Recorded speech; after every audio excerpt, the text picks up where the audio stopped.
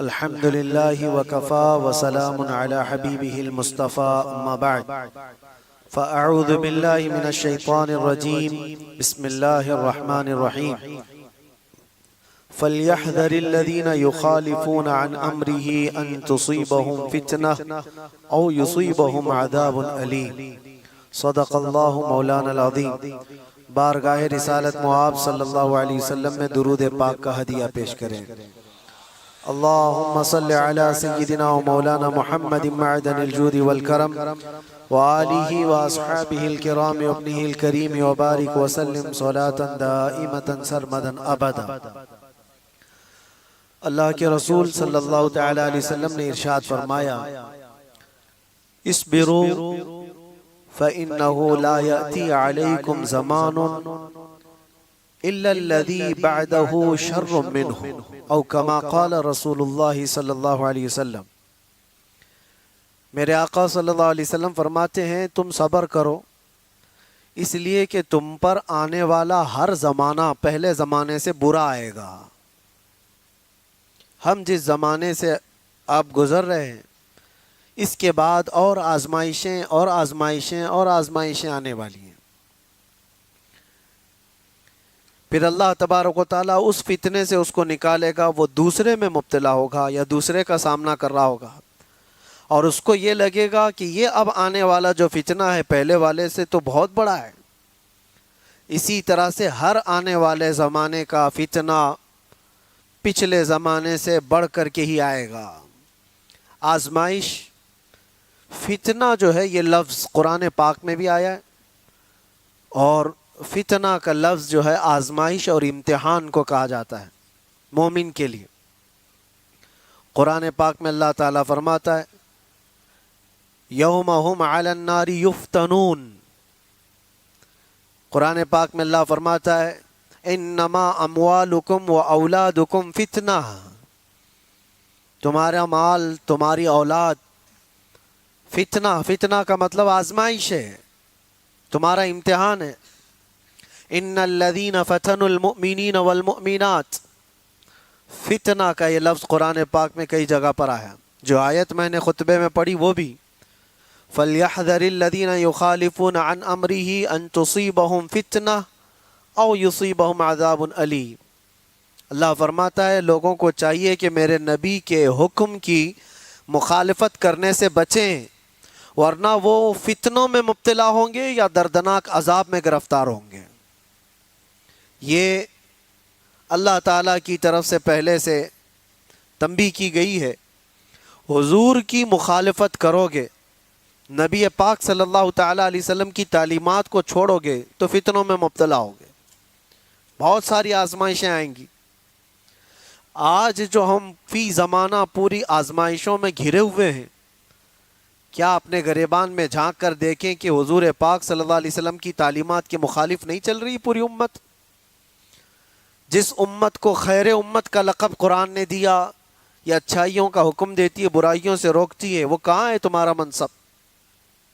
क्या हर कोई वो जिम्मेदारी निभा रहा है? अच्छाइयों का हुक्म दे रहा है हर कोई, बुराइयों से रोक रहे हो हर कोई, डर रहा है हर कोई। ये सोचता है हमको क्या पड़ी है, कोई जा रहा है खड्डे में गिर रहा है तो हमको उससे क्या लेना देना। बुराइयों से रोकने का मिजाज उम्मत का ख़त्म होता चला गया। तुम खैर उम्मत हो, ये मनसब कभी तुमसे अलग नहीं हो सकता। और इल्म इस्लाम लाया है और आज इस्लाम के पैरोकार मुसलमान इल्म से दूर है। अखलाक इस्लाम ने दिया है पूरी दुनिया को, अखलाक इस्लाम ने दिया है। माँ और बहनों के दरमियान तमीज़ इस्लाम ने दिया, औरतों के हुकूक इस्लाम ने अता की। लेकिन ये सब बातें मैं इसलिए अर्ज कर रहा हूँ कि क्या मुसलमानों में अब भी वो इस्लाम है, या रसूल पाक सल्लल्लाहु ताला अलैहि वसल्लम की तालीमात को इतना पीछे डाल दिया। कभी कभार मैं सोचता हूँ मेरे अजीजों, अपने दिल पर हाथ रख करके बताओ, जिस रसूल पाक से तुम जान से ज्यादा मोहब्बत करने की बात करते हो, उस रसूल की कितनी हदीसें तुम्हें याद हैं? दूसरों के डायलॉग्स तो याद हो जाते हैं, गाने जुबान पर यूं ही आ जाते हैं। वो इसलिए नहीं कि तुम गाने रट्टा मार के याद करते हो, सुन सुन के ही याद होते हैं, चलते फिरते लग जाते हैं, याद होते हैं। किसी के डायलॉग्स बहुत ज्यादा इधर उधर वायरल होते हैं, वो याद हो जाते हैं। लेकिन मैं ये पूछना चाहता हूं कि ये सुन सुन करके जब दुनियावी नगमे याद हो जाते हैं तो अपनी आदत ऐसी क्यों नहीं डाली कि मेरे नबी के नगमे भी सुन सुन के याद हो जाए, हुजूर की बातें याद हो जाए। बात यही है कुल मिलाकर कि हम जिस आजमाइश के शिकार हो रहे हैं आज या होंगे, इन सब का असल सबब कुरान ने कहा है रसूल पाक सल्लल्लाहु ताला अलैहि वसल्लम के हुक्म की खिलाफ वर्जी। देखो हुजूर के हुक्म की खिलाफ वर्जी दो तरह का करता है आदमी। एक जानबूझ के करने वाला, वो काफिर है, वो कहता है कि मैं मानता ही नहीं, नाउजुबिल्लाह, वो काफिर है। लेकिन एक अनजाने में करता है, वो हुजूर से मोहब्बत तो करता है लेकिन नफ्स कभी गालिब है, शैतान कभी गालिब है, सुस्ती कभी गालिब है, जिसकी वजह से इन अहकाम को अमल नहीं कर पाता। लेकिन नुकसान वो भी उठाएगा, वो भी उठाएगा। पहला वाला तो जहन्नम, जिसने जानबूझ करके इनकार किया हुजूर के फरामीन को, वो तो जहन्नम में जाए। और दूसरा वाला जो अनजाने में करता चला गया तो वो दुनिया में फितनों में मुब्तला होगा, आजमाइश में आएगा। अल्लाह के नबी सल्लल्लाहु ताला अलैहि वसल्लम ने यह भी इरशाद फरमाया, एक जमाना तुम पर आएगा। एक साहबी हजरत हुज़ैफा रदी अल्लाह ताला, वो फरमाते हैं कि सब लोग हुजूर सल्लल्लाहु अलैहि वसल्लम से अच्छाई के बारे में ज्यादा सवाल करते थे और मैं बुराइयों के बारे में ज्यादा सवाल करता था। वो कहते हैं खुद उसकी वजह यह है, इसलिए पूछता था कि कहीं उस बुराई में मैं मुब्तला ना हो जाऊं, कहीं उस बुराई से मेरा सामना ना हो जाए। तो हज़रत हुज़ैफा रज़ी अल्लाह तआला अन्हु ने हुजूर सल्लल्लाहु अलैहि वसल्लम से पूछा, या रसूल अल्लाह सल्लल्लाहु अलैहि वसल्लम, हम ज़माने जाहिलियत में थे, कुफ्र में थे, शिर्क में थे, इस्लाम आया, खैर आया, अल्लाह ताला ने हमें एक शर से निकालकर खैर में लाया, तो क्या इस इस्लाम के खैर के बाद फिर कोई और शर आने वाला है? इसके बाद और कोई बुराई आएगी? हुजूर ने फरमाया, हाँ आएगी। जिस इस्लाम में तुम हो, इस खैर के बाद फिर शर आएगा। उस साहबी ने फरमाया, क्या वो शर जो आएगा, वो बुराई जो आएगी, उसके बाद फिर कोई खैर नहीं आएगा? हुजूर ने फरमाया, आएगा। इसका मतलब ये है ज़माने जाहिली, ये पूरी हदीस सुन लीजिए, हजरत हुज़ैफा रज़ियल्लाहु तआला अन्हु की ये हदीस सही हदीस है पाक। पहले उन्होंने पूछा, हम ज़माने जाहिलियत में थे, कुफ्र और शिर्क में थे, इस्लाम में आए तो एक बुराई से निकलकर खैर की तरफ आए। अब पूछा, क्या इस खैर के बाद फिर कभी और कोई बुराई आने वाली है, शर आने वाला है? हुजूर ने फरमाया, हाँ आने वाला है। उस शर के बारे में क्या क्या हुजूर ने फरमाया वो भी बताता हूं।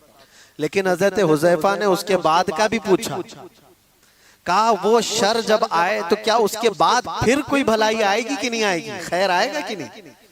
हुजूर ने फरमाया, हाँ आएगा। इसका मतलब ये हुआ कि हम जिस जमाने से गुजर रहे हैं, हो सकता है ये शर पे शर आ रहा है, लेकिन मेरे नबी की बशारत के बाद ये सारे शर के बाद एक खैर आने वाला है।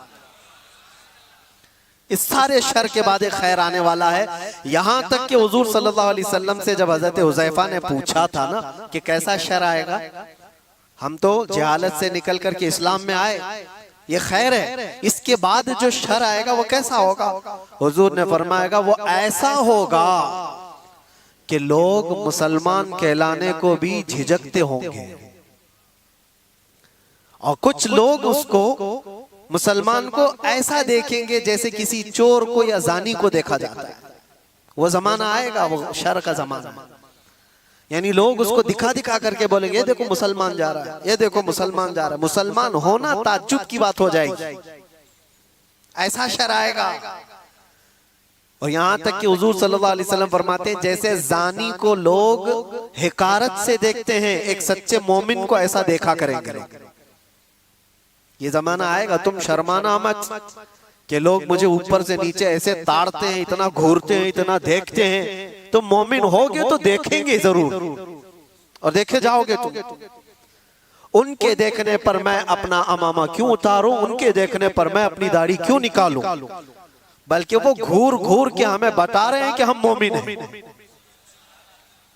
वो शर का जमाना आएगा कि लोग ताज्जुब से देखा करेंगे मोमिन को, ताज्जुब से देखेंगे और ताना भी मारेंगे कि ये देखो बड़ा मोमिन बनता है, ये बड़ा मुसलमान लगता है। अभी वो जमाना इतना ज्यादा आम तो नहीं है, लेकिन नमाजियों को तो ताना देते हैं, टोपी वालों को, दाढ़ी वालों को, अमामे वालों को तो ताना देते ही हैं। हुजूर की सुन्नत पर जो आता है उसको नहीं लोग मजाक में लेने लग जाते हैं। याद रखना, कुफ्फार और मुशरिकीन जो मजाक कर रहे हैं वो तो जहन्नम में जाएंगे, लेकिन कोई मुसलमान अगर हुजूर की सुन्नतों का मजाक करेगा तो दायरा इस्लाम से खारिज हो गया, उसने कुफ्र किया है। हुजूर पाक सल्लल्लाहु तआला अलैहि वसल्लम की सुन्नत को हल्का जानना कुफ्र है। अब सुनो, इतना ही नहीं, उस शर के बारे में हजरत हुज़ैफा ने जो पूछा था, ये खैर के बाद जो शर आएगा, बुराई आएगी, वो क्या क्या होगी। हुजूर ने फरमाया ऐसा होगा कि हथेली पर अंगारा लेकर खड़ा होना आसान होगा, मुसलमान बन करके रहना और मुश्किल। मफहूम हदीस बता रहा हूं, ईमान पर कायम रहना इतना मुश्किल हो जाएगा, हथेली पे जैसे अंगारा लेकर खड़ा होना मुश्किल है। ऐसा ही है आज। अमानत के साथ बरकरार रहना, नजरों की हिफाजत के साथ कायम रह जाना, हुजूर की सच्ची मोहब्बत, अकीदत और उनकी उल्फत के साथ इस जमाने में जी लेना, अपने हथेली पे अंगारा रखने से कम नहीं है। ये कम नहीं है मेरे अजीजों, बड़ी आजमाइशें होती हैं। लोग नारे लगा करके समझते हैं कि आसान है। हाँ, शायर ने ये कहा था, ये शहादत गहे उल्फत में है कदम रखना। लोग आसान समझते हैं मुसलमान होना, कदम कदम पर शहादतें, कुर्बानियां हैं। अब सुनो एक और हदीस, यहां तक तुम परेशान हो चुके होंगे, इतने परेशान हो चुके होंगे कि कभी कब्रिस्तान की तरफ से गुजर रहे होंगे तो हुजूर फरमाते तुम कब्रों वालों को देख करके ये तमन्ना करोगे काश उसकी जगह मैं होता तो अच्छा होता, क्योंकि वो फितनों से बचकर चला गया, हमसे पहले चला गया, अब महफूज सोया है, और हम रोजाना एक नए फितने का मुकाबला कर रहे हैं। ये कैफियत आएगी ईमान वालों पर। और इतना ही नहीं, और आगे अल्लाह के नबी सल्लल्लाहु तआला अलैहि वसल्लम फरमाते हैं, मोमिनों पर जो शर का जमाना आएगा वो ऐसा होगा कि पूरी दुनिया में कुरान के सिर्फ लफ्ज बाकी रह जाएंगे, कुरान नहीं रहेगा, लफ्ज बाकी रह जाएंगे। और मुसलमानों में नमाजों से दूरी, ये सारी चीजें आ जाएंगी, कुरान तक इनके बीच में नहीं रहेगा, कुरान के लफ्ज रह जाएंगे। का मतलब यही है कि कुरान तो मौजूद है लेकिन कितनों के पास है। पास में होने का मतलब ये नहीं है कि पुट्ठे वाला, पेपर वाला कुरान, वो तो गले में भी लटका करके घूमो, उससे क्या होना है। जब कुरान ना पढ़ना आता है, ना समझ आती है और ना अमल करना आता है, तो क्या ये आज हालत नहीं है। कुरान कितने के पास, कितने लोगों के पास। मुझे अजीब वो मज़हका लगता है, लोग कव्वालियों में तो झूमते हैं और कुरान की तिलावत होती है तो इन्हें कुछ नहीं असर होता। उनको तो लगता है कब खत्म हो रही है, किरात कितनी लंबी कर रहे हैं मौलाना साहब, नमाज में लंबी किरात हो रही है। कुरान अल्लाह का कलाम है, तुम्हें समझ में आ रहा होता तो तुमको पता ही नहीं चलता कि रकात कब हो रही है। इक्का दुक्का जिसको कुरान होता होगा। तो अल्लाह के नबी सल्लल्लाहु अलैहि वसल्लम ने फरमाया एक जमाना इन पर आएगा कि इनके पास कुरान ही नहीं होगा। तो सहाबा डर गए, इतना शर आएगा इनके पास। हुजूर ने यह भी फरमाया चरवाहे लोग होंगे, कम जात के लोग होंगे, लेकिन बड़ी बड़ी इमारतें बनाकर सजा रहे होंगे। सब घरों की ज़ेबो जीनत में लगे होंगे, आराइश में लगे होंगे। आज ये तो देखने को मिलता है। बल्कि ये भी फरमाया मेरे आका सल्लल्लाहु अलैहि वसल्लम ने कि वो बड़े बड़े तख्तों पर बैठकर हुकूमत भी करेंगे। वो सब अलामात आज देखने को मिलती है। हर छोटा बड़ा, बड़े लोगों की बात तो अलग है, एक छोटा सा आदमी भी आज सब इस ज़ेबो जीनत में लगा हुआ है। मस्जिदें सजा दी जाएंगी और उसमें नमाजी नहीं रहेंगे। सब मस्जिदें मार्बल की हैं, सब मस्जिदों में कालीन है, तकरीबन मस्जिदों में एसी है, सब आरामदेह चीजें सब, लेकिन सजदा करने वालों के लिए मस्जिदें ढूंढ रही है, नहीं है। ये वो जमाना आएगा। नबी पाक ने जब ये फरमाया तो सहाबा इकराम रिदवानुल्लाह ताला अलैहिम मजमाइन जो सवाल कर रहे थे, अब जाहिर सी बात है, अब मैंने इतनी अलामतें जो बताई, डर और खौफ लग रहा है कि नहीं लग रहा है? डर और खौफ है कि नहीं? क्या ऐसा जमाना आएगा कि लोग हमको मोमिन होने पर ताना देंगे? और इतना ही नहीं, हुजूर ने यह भी फरमाया कत्ले आम बढ़ जाएगा, हरज बढ़ेगा। लालच की बुनियाद पर 100 लोग होंगे तो 99 कत्ल हो जाएंगे, एक बच जाएगा। इतने ज्यादा कत्ले आम, मौतें ज्यादा होने लग जाएंगी। अब ये सब था जो शर का जमाना है। तो हजरत हुज़ैफा ने फरमाया या रसूल अल्लाह सल्लल्लाहु अलैहि वसल्लम, उस शर के बाद कोई खैर आएगा कि नहीं आएगा? हुजूर ने फरमाया हाँ आएगा। जब पूरी दुनिया में इस तरह का जुल्म आम हो जाएगा, अल्लाह इमाम मेहदी को पैदा फरमाएगा। ये खैर का जमाना होगा, ये खैर का जमाना होगा। हुजूर अकरम सल्लल्लाहु अलैहि वसल्लम फरमाते हैं फिर मेहदी को अल्लाह पैदा फरमाएगा और मेहदी पूरी उम्मत को जमा करेगा और पूरी दुनिया में सिर्फ एक कलमा गूंजेगा, ला इलाहा इल्लल्लाह मुहम्मदुर रसूलुल्लाह सल्लल्लाहु अलैहि वसल्लम। ये हदीस पाक मैंने पूरी सुनाई जो हजरत हुज़ैफा रदियल्लाहु ताला अन्हु से मरवी है। उस शर के बाद एक खैर आने वाला है, लेकिन उस खैर के आने तक हमें इंतजार तो है। यहां तक के लोग भूल चुके होंगे दीन को। नबी पाक सल्लल्लाहु ताला अलैहि वसल्लम ने इमाम मेहदी के ज़हूर से पहले जो चीजें हैं उसके लिए इरशाद फरमाया कि लोग दीन पूरा भूल चुके होंगे, कुरान इनके बीच में नहीं होगा, तब इमाम मेहदी आए। दुआ तो हम ये करते ही हैं कि अल्लाह ताला इमाम मेहदी का जमाना अता फरमाए। हर एक की ख्वाहिश है जो इमाम मेहदी का ज़हूर और तज़किरा सुनता है, वो एक परचम तले पूरी दुनिया जमा होगी, वो दौर कैसा होगा। उस चीज के लिए तमन्ना तो सब करते हैं, लेकिन दुआ ये भी करो उस दौर के पहुंचने तक। ये जो शर का जमाना, ये जो फितनों का जमाना है, अल्लाह इसमें सबर और इस्तिकामत अता फरमाए। जो इसमें से बचकर निकला वो ईमान वाला है। अजीजा ने गिरामी वकार, आज के हालात में और हुजूर अकरम सल्लल्लाहु अलैहि वसल्लम ने यह भी फरमाया ला तक़ूमुस्साअतु हत्ता यख़रुज 30 दज्जालून 30 कज़्ज़ाबन, यानी हुजूर फरमाते 30 के करीब दज्जाल आएंगे। वो जो काना दज्जाल है वो बाद में आने वाला है। वो हदीस वहीं तक खत्म नहीं हुई। हजरत हुज़ैफा की जो हदीस है, फिर से शुरू से मैं आपको बताऊं। उन्होंने कहा हम कुफ्र में थे, जिहालत में थे, अल्लाह ताला ने इनाम फरमाया और हम खैर में आए, इस्लाम में आए। तो या रसूल अल्लाह इस खैर के बाद कोई शर है? हुजूर ने फरमाया हाँ उस शर आएगा, मैंने बताया शर। फिर इमाम में हजरत हुज़ैफा ने पूछा उस शर के बाद फिर खैर आएगा? हुजूर ने फरमाया हाँ आएगा। इमाम मेहदी को अल्लाह ताला मबूस फरमाएगा, पैदा फरमाएगा। फिर हजरत हुज़ैफा ने फरमाया वो खैर के जमाने के बाद फिर शर आएगा? हुजूर ने फरमाया हाँ इतना शर आएगा कि कयामत आएगी और तुम रब से मुलाकात करोगे।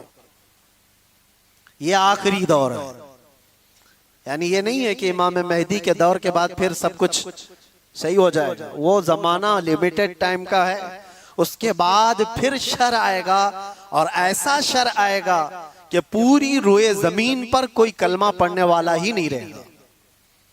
कयामत ईमान वालों पर नहीं आएगी, इतनी बात याद रखो। पूरी रोए जमीन पर एक भी ईमान वाला होगा तब तक कयामत नहीं आएगी। कयामत सिर्फ और सिर्फ कुफ्फार और मुशरिकीन पर आएगी। कयामत वो सबसे बड़ी आजमाइश। बहरहाल जिन आजमाइशों से हम आज गुजर रहे हैं, इसमें अल्लाह के नबी सल्लल्लाहु अलैहि वसल्लम ने फरमाया, इस्बिरू, सबर करो, सबर करो। सब्र दो किस्म का है, सब्र अलल मसाइब, सब्र अलल मासी। मुसीबतों पर भी सब्र करना है, ये आसान है। जो बड़ा सब्र है ना, वो दूसरी किस्म का है। हुजूर पाक सल्लल्लाहु अलैहि वसल्लम ने फरमाया, सब्र करो। सब्र, मशक्कत आई, मुसीबत आई, कोई इस तरह से घिर गया परेशानियों में कि निकलना मुश्किल है, ये सब इसको कहते हैं सब्र अलल मसाइब। मुसीबतों पर सब्र करना ये छोटा है। और बड़ा सब्र क्या है? ख्वाहिशाते नफसानिया और गुनाहों पर सब्र करना, ये बड़ा सब्र है। ये बड़ी आजमाइश है। दुनिया तुम्हारे सामने सब ओपन करके लाएगी, हर चीज खोल कर लाएगी। एक हदीस पाक ये भी, अल्लाह के नबी सल्लल्लाहु अलैहि वसल्लम फरमाते हैं, फितने ऐसे जाहिर होंगे तुम पर, ऐसे जाहिर होंगे कि शाम में मोमिन होंगे, सुबह काफिर हो जाएंगे। सुबह मोमिन होंगे, शाम में काफिर हो जाएंगे। युस्बिउ मुमिनन व युमसी काफिरन, अल्लाह के रसूल सल्लल्लाहु अलैहि वसल्लम फरमाते हैं। और फितनों का ज़ुहूर ऐसा होगा, इतनी आजमाइशें कि हुजूर पाक सल्लल्लाहु अलैहि वसल्लम ये फरमाते हैं, एक फितना दूसरे फितने को अच्छा करके दिखाएगा। ये अच्छी चीज है, यूज करने वाली चीज है। ये बहुत सारे लोग उन फितनों को बेहतर समझ करके उसमें मुलव्विस हो जाएंगे। ये सब कयामत की निशानियों में, आखिरी जमाने में होने वाले हवादिस। और रसूल पाक सल्लल्लाहु तआला अलैहि वसल्लम ये भी इरशाद फरमाते हैं कि मैं यहीं से देख रहा हूं, जैसे तस्बीह के दाने टूट कर बिखर जाते हैं।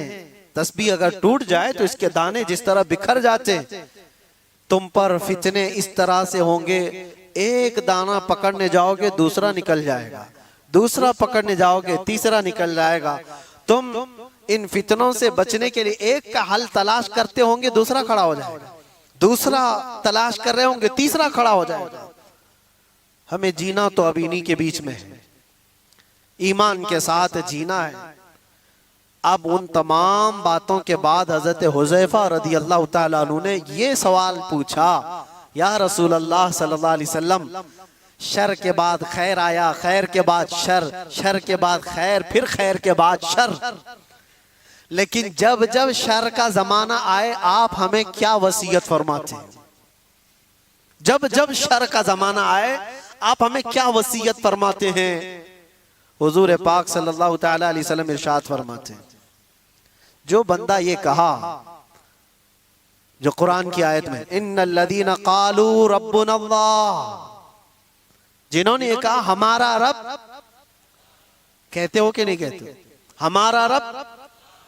हुजूर फरमाते हैं फिर उस पर जम गया, फिर उस पर जम गया। इसके बहुत लवाजिमात हैं, ये बोलना आसान है। हमने ये कहा हमारा रब अल्लाह है, अल्लाह सबसे बड़ा है, अल्लाह सबसे बड़ी ताकत और कुव्वत का मालिक है, ये कहा और उस पर जम गया। इसका मतलब है अपने हर शय में ये मानता है कि जो कुछ भी होगा वो अल्लाह की मर्जी से होगा, इस पर जमा रह गया। फिर दूसरी चीज हुजूर पाक सल्लल्लाहु अलैहि वसल्लम फरमाते हैं, वो आखिरत पर, आखिरी दिन पर अल्लाह से मुलाकात करने को सबसे ज्यादा यकीन रखता हो, इन शर के जमाने में वो महफूज रह जाएगा। दो ही बातें फरमाई हुजूर ने, एक अल्लाह पर यकीन रखा हो कि जो कुछ भी होगा मेरे रब की मर्जी से, और दूसरे आखिरत के दिन पर। यह बहुत अहम बात है। तुमको अगर यकीन हो जाए कि मुझे आखिरी दिन खड़ा होना है मेरे रब के हुजूर, फमन यअमल मिस्काल ज़र्रतिन खैरन यरा वमन यअमल मिस्काल ज़र्रतिन शर्रन यरा। इसका मतलब जानते हो, अल्लाह फरमाता है जो जर्रा बराबर, जर्रा बहुत छोटा होता है, ये हवा में जब उड़ती हुई चीजें हैं ना, उसमें बारीक जो सबसे बारीक चीज होती है उसको जर्रा कहते हैं। वो पकड़ में भी नहीं आती, जो हवा में दिखती है। कभी धूप में आप देखना, धूल के जो जर्रे होते हैं उसको जर्रा कहते हैं। अल्लाह फरमाता है तुम अगर उस जर्रे के बराबर भलाई किए होंगे, कयामत के दिन अल्लाह वो भी सामने लाएगा, देखोगे तुम उसको, और उतनी बराबर बुराई करे होगे वो भी अल्लाह तुम्हारे सामने लाएगा। उस आखिरत के दिन पर अगर तुम्हारा यकीन हो तो फितनों के जमाने में बंदा बच जाएगा, बच जाएगा। अल्लाह की जात पर यकीन हो, आखिरत पर यकीन हो। मैं एक बात कहता हूं, हजरत महबूब इलाही के पास एक बंदा आया था, उनका मुरीद था। उसने कहा कि हुजूर, इंसान है, ख्वाहिशात हैं, तमन्नाएं होती हैं, कभी कभार तो गुनाह करने की ख्वाहिश आती है, बहुत ज्यादा आती है, तो इतनी परमिशन तो होना चाहिए, थोड़ा बहुत गुनाह कर ले आदमी, इजाजत के साथ कर ले। करता तो है लेकिन पकड़ हो जाती है उस पे। उसने सवाल ये किया, कभी कभार गुनाह करने की परमिशन होनी चाहिए, इजाजत होनी चाहिए? आपने फरमाया हाँ, होना तो चाहिए। ओ मुरीद तो फैल गया, हजरत ने कह दिया है अभी, लेकिन उन्होंने कहा दो शर्तें हैं, दो शर्तें हैं। उसने कहा जल्दी बताइए हजरत क्या शर्तें हैं वो?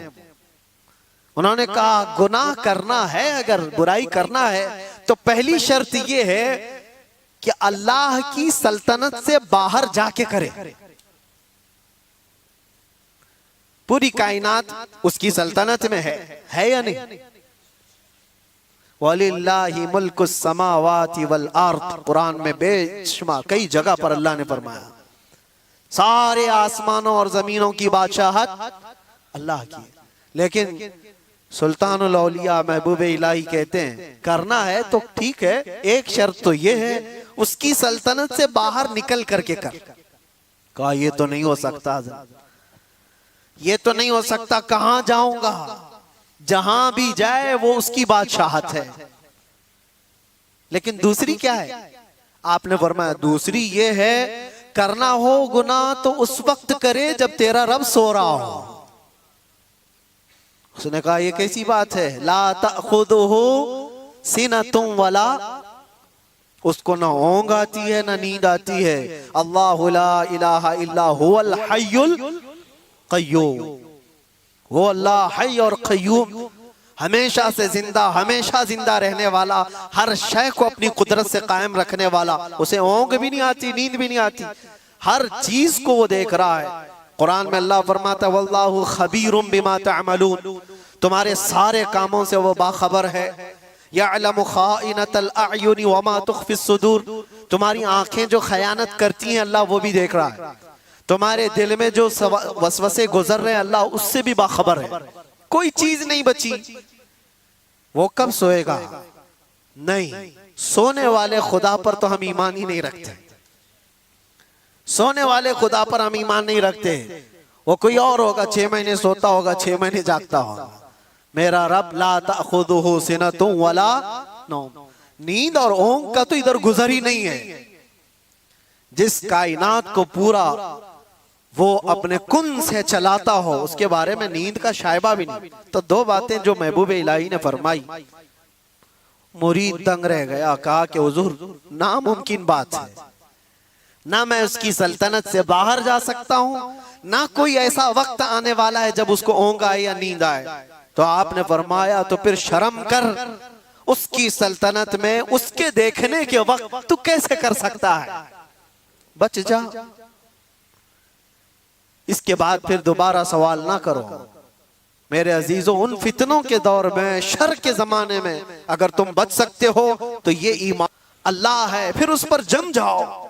और दूसरी बात हुजूर ने फरमाया युमिनु बिल आखिरा, आखिरत के दिन पर वो ऐसा यकीन कामिल रखता हो कि मुझे वहां तो उठाया जाएगा, पूछा जाएगा। बहरहाल आज मुझे सिर्फ ये हदीस पूरी बयान करनी थी। जो हालात आज पेश हैं, लोग इससे घबराए हुए हैं, नर्वस कि कैसा कैसा दौर आ रहा है, इतने मारे जा रहे, इतने काटे जा रहे, हर जगह एक एक चीज पर। मियाँ अभी तो तुम मस्जिदों, खानकाहों और नबी पाक सल्लल्लाहु अलैहि वसल्लम की जात, अल्लाह की जात पर तनाज़ात कायम करने वाले लोगों को देखा है। वो दौर भी आएगा तुम्हारे कलमे तैयबा पर, तुम्हारी जुबान पर लोगों को एतराज होगा, सवाल होगा। आ भी गया तुम्हारी अजानों पर सवाल, तुम्हारी नमाजों पर। आज ये सारी चीजें जो है आजमाइश से तुम गुजर रहे हो, ये वो शर का जमाना है जिसमें तुम्हें सब्र रखना है। और सब्र दोनों किस्म का, मुसीबतों पर भी सब्र करो और मासी पर, गुनाहों पर भी सब्र करो, दोनों चीजें। नौजवान तबके की जिम्मेदारी बढ़ जाती है। मेरे अजीज बच्चों, मैं आपसे कहना चाहता हूं, ये रमजान का आखिरी अशर, आप अल्लाह के जिक्र की मजलिस में आए। खुदारा रसूल पाक का वास्ता देता हूं, तुम्हारे दो छोटे कंधों पर बहुत बड़ी जिम्मेदारी आई, जो अगलों पे नहीं थी, आज तुम पर है।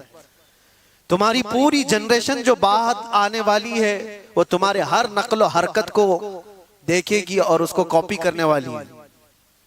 तुम बुज़दिल रहोगे तो नस्लें बुज़दिल होगी, तुम गुनहगार अय्याश रहोगे तो तुम्हारी नस्लें इसी तरह से पैरोकार बन जाएंगी। तुम्हारे इन कंधों पर बहुत बड़ी जिम्मेदारी है। क्या मेरे मुस्तफ़ा करीम सल्लल्लाहु अलैहि वसल्लम से इतनी मोहब्बत भी नहीं है तुम्हें कि अपने ऐशो इशरत को ठोकर मारे हम? दुनिया जो चाहती है वैसे ना बन करके आमिना का लाल जैसा चाहे वैसे बन जाए। क्या इतनी चीज कुर्बानी हम नहीं दे सकते इस दौर में, जहां लोग तुम्हारे रब पर सवाल करें, कुरान पाक को जला दिया जाए, तुम्हारे बुजुर्गों की कब्रें उखाड़ने की बात हो? अब बचा क्या तुम्हारे हो रही?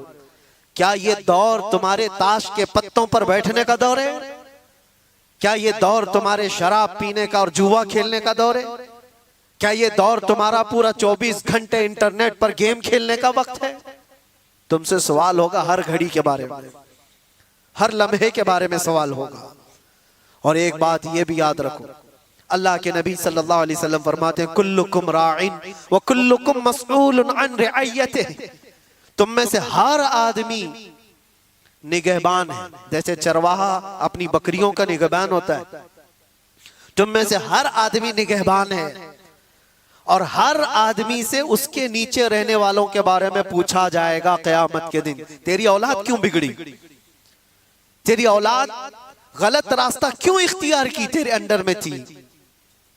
तुम्हारी बहनें, तुम्हारी बीवियां, तुम्हारी बच्चियां, ये तुम्हारे मातहत हैं, तुम इनके मसूल हो, इनके जिम्मेदार हो। इनके गलत कदम का भी तुम्हें जवाब देना पड़ेगा। माहौल को बनाने के लिए तुम्हारे पास बहुत सारी चीजें हैं। उठो वो गर न हश्र न होगा फिर कभी, दौड़ो के जमाना चाल अपनी चल गया। इसीलिए इन फितनों के दौर में एक ही जगह से रोशनी मिलती है, वो गुंबद खजरा से। एक बात याद रखना मेरे अजीजों, दुनिया जिसको दिखाने के लिए कर रही होती है ना, वो दुनिया उनको देखती भी नहीं। जिसको दिखाने के लिए लोग कुछ चीजें कर रहे होते हैं, बहुत सारे लोग हैं, पूछा कि ये इतने नाक नक्शे, ये सारी चीजें तेरे चेंज हो गया, होलिया बदल गया? कहा मैं फलां का फैन हूं, एक्टर का, एक्ट्रेस का, पता नहीं किसका किसका फैन है। उसी की तरह सब कुछ बनाना। लेकिन मैं उनसे पूछता हूं, जिसकी तुम नकलो हरकत कर रहे हो, जिसकी कॉपी कर रहे हो, क्या वो तुझे देख रहा है? क्या वो तुम्हें देख रहा है? वो देख करके कभी खुश हो रहा है? कभी तेरी खैरियत पूछा? लेकिन कसम रब्बे जुल जलाल की, पूरी कायनात के चप्पे में कहीं पर भी रहो, मेरे मुस्तफा के अखलाक पर जो अमल कर रहा है, वो ताजदारे मदीना उसे देख रहे हैं, वो उसे देख भी रहे हैं और फख्र भी कर रहे हैं। और ये भी फरमाया बुजुर्गों ने, हुजूर की सुन्नतों पर चलने वाला, दुनिया के ताने बर्दाश्त करने वाला, लोगों की गालियां सुन सुन करके जीने वाला, लोग उसको दकियानूसी कहते हैं, फंडामेंटलिस्ट कहते हैं, पुराने ख्यालात का कहते हैं, सब तरह की चीजें बर्दाश्त करता रहा, लेकिन अपने हुलियों को चेंज नहीं किया, अपनी तालीमात को नहीं चेंज किया, कुछ नहीं बदला।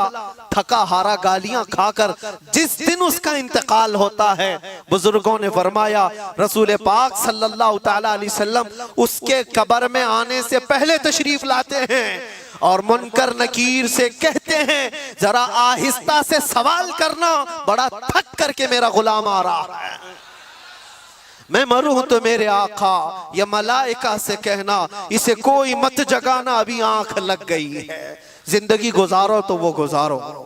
दुनिया के ताने इन फितनों के दौर में बर्दाश्त करना सीख जाओ। लोग तुम्हारे अखलाक पर उंगलियां उठाएं, तुम्हारे सच बोलने पर भी ताना होगा, तुम्हारे ईमान पर कायम रहने पर भी ताना देंगे लोग, तुम्हारी अच्छी बातों पर ताना देंगे कि इसकी जुबान तो देखो, मुल्ला बन गया, मौलवी बन गया, मौलाना जैसी बातें करने लग गया, ये ताने देने लग जाएंगे लोग। 2 हदीस क्या नौजवान सुनाएगा, उसको कहते हैं अल्लामा बन गया, मौलवी बन गया है। ये दौर अल्लाह के नबी सल्लल्लाहु अलैहि वसल्लम ने हदीस पाक में फरमाया, इतना ही नहीं कि मौलवी मौलाना कहकर के ताना देंगे, ऐसा देखेंगे जैसे एक जिना करने वाले को देखा जाता है। ये हदीस है किताबुल मलाहिम वल फितन में, अबू नईम ने यह हदीस नकल फरमाई है। इसलिए मेरे अजीजों, उस दौर का मुकाबला करने के लिए, उस दौर के चैलेंजेस को आपको बताना ये जरूरी था, मैंने बताया। उस दौर में अल्लाह के नबी ने यह भी फरमाया जो महफूज रह सकता है वो कौन है? वो बंदा जो ये कहा मेरा रब अल्लाह है और उस पर जम गया, चाहे कुछ भी हो, अब मेरा रब अल्लाह है। तुम मेरे सीने पर चढ़ करके बोलो, मेरी गर्दन पर तलवार रख करके बोलो, मैंने कहा है मेरा रब अल्लाह है तो अल्लाह ही है। ये इस पर कायम रहना, और दूसरी चीज आखिरत पर कायम रहना। अल्लाह ताला इस शर के जमाने में हमारी हिफाजत फरमाए।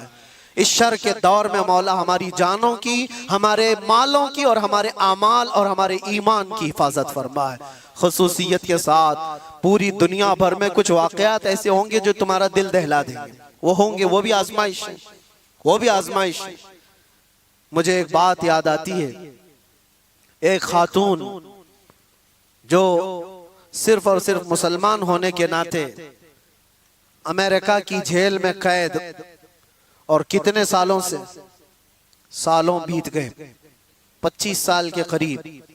उस खातून को दांत तक तोड़ दिए गए, जहन तक माजूर कर दिया गया, हर चीज। उस खातून ने अपनी बहन को मुलाकात में एक बात ये कही थी।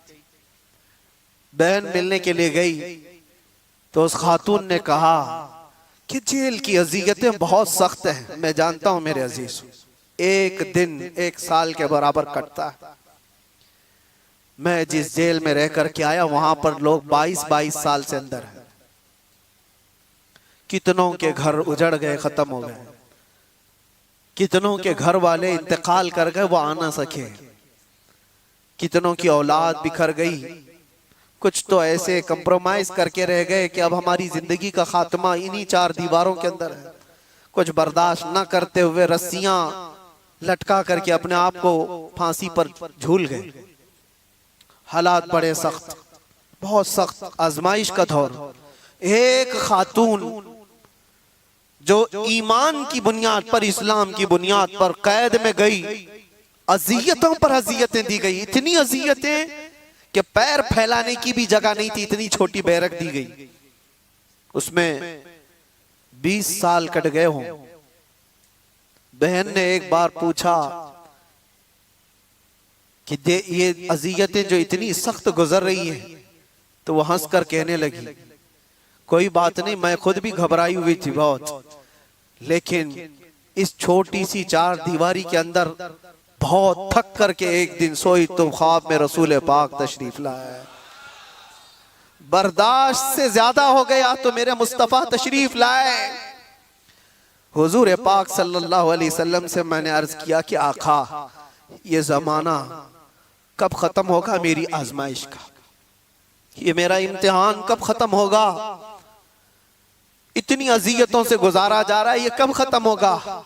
अल्लाह के नबी सल्लल्लाहु ताला अलैहि वसल्लम ने क्या फरमाया? कहा खातून, ये तेरी आजमाइश थोड़ी ना, ये उम्मत की आजमाइश है। देखा जा रहा है कि उम्मत मजे लेकर सो रही है। तुम क्या समझते हो ये जो छोटे छोटे बच्चे रोज हिलाक हो रहे हैं बिलबिलाते हुए, आग के गोलों के नीचे उनकी सुबह और शामें होती हैं, उनकी चीखों को दुनिया ये समझती है कि एक इलाके का झगड़ा है। मैं कहता हूं पूरी कायनात के मुसलमानों का ये इम्तिहान है, आजमाइश है। तुम फिजिकली उनकी मदद नहीं कर सकते तो कम से कम अपनी जिंदगी तब्दील करो ताकि तुम्हारी दुआएं बारे इजाबत से टकराएं, अल्लाह की बारगाह में तुम्हारी दुआएं तो जाए।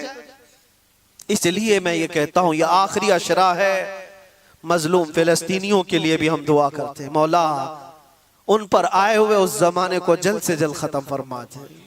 पूरी दुनिया रमजान मना रही है, पूरी दुनिया ईद की तैयारियों में बाजारों में दौड़ी दौड़ी घूम रही होगी, लेकिन वहां पर जनाजे निकल रहे हैं। सुबह एक जनाजा, शाम में एक जनाजा, बल्कि एक ही रास्ते पर 80-80 जनाजे जा रहे होते। मैं कभी सोचता हूं उनके घरों पर ईद कैसे आती है, उनके घरों पर इफ्तार और सहरी कैसे आती है, रमजान कैसे। लेकिन इन सब हालात के बावजूद जो खबरें आती हैं कि ना वो अजान में कम हुए हैं ना नमाज में, वह दुखती हुई आवाज में दर्द के साथ अजानों के साथ भी अपने ईमान को कायम रखे हुए हैं। एक बड़ी आजमाइश है। मैं इसलिए जज्बात में बोलता हूं कि दर्द होता है, तकलीफ होती है। मेरे आका सल्लल्लाहु अलैहि वसल्लम ने फरमाया, मैं फिर से अपने लहजे में कहता हूं, कुछ कुत्तों को इन बातों पर यह तकलीफ अगर होती हो कि कहीं और तकलीफ हो रही है तो आपको बोलने की क्या जरूरत, तुम्हें पता ही नहीं ईमान किसे कहते हैं। मेरे आका ने फरमाया, मसलुल मुमिनी का मसली जसदिन इदश्तका अदुन तुदआ लहु साइरुल जसदि बिस्सहरी वल उम्मा। हुजूर फरमाते हैं पूरे मोमिनों की मिसाल एक जिस्म की तरह है। एक अज़ू को तकलीफ हो तो पूरे जिस्म में बुखार आता है, एक अज़ू को तकलीफ हो तो पूरे जिस्म में बुखार आता है। इसी को ईमान कहते हैं। फिर वो ईमानी क्या है जो दूसरों की तकलीफ का एहसास नहीं करता हो। एहसास के साथ अपनी जिंदगियां बदलनी है। या आखिरी अशरे में गिड़गिड़ाओ और अपने रब से मांगो कि मौला हमें भी बदल दे और उनके हालात भी बदल दे। वो दौर मौला जल्द से जल्द अता फरमा जिस दौर में हर जगह हम खुली सांसों के साथ ये कह सके लब्बैक या रसूल अल्लाह व आखिरु दावाना अनिल हम्दुलिल्लाहि रब्बिल आलमीन। जिक्र के लिए आप हजरात जैसे बैठे हैं उसी अंदाज में बैठे रहे।